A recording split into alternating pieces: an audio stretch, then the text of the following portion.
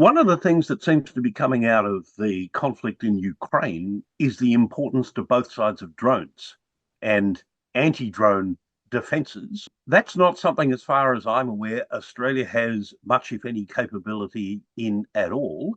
Bearing in mind, of course, that the conflict between Russia and Ukraine is over land borders, which we don't have with other countries.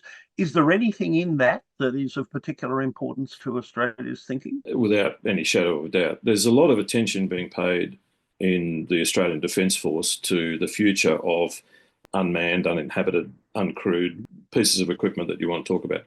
And there's quite a diverse array of these sorts of things that are emerging on the market. We've been talking a lot about kit here, for Yeah, the three services, although you did touch particularly when you were talking about people having to operate drones.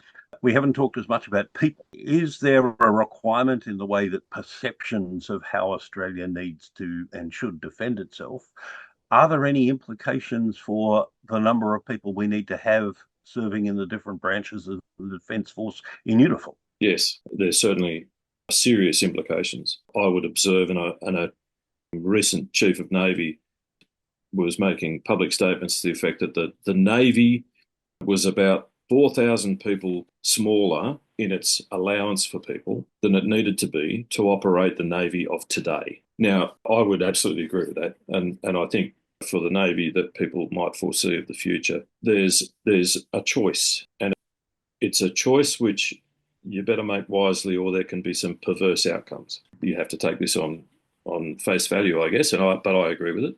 The Navy is about 4,000 people smaller today than it should be for today's Navy, and it's going to need to be substantially bigger for the future.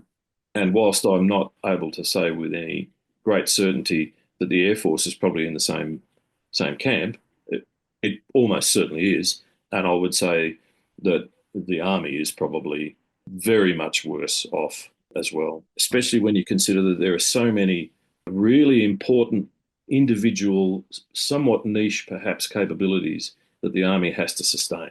Well, Rowan, we've covered an awful lot of territory in today's discussion, and I think people who are watching this podcast will find it extraordinarily interesting and informative. Thank you so much for giving us of your time and sharing your wisdom and experience with InEconomics.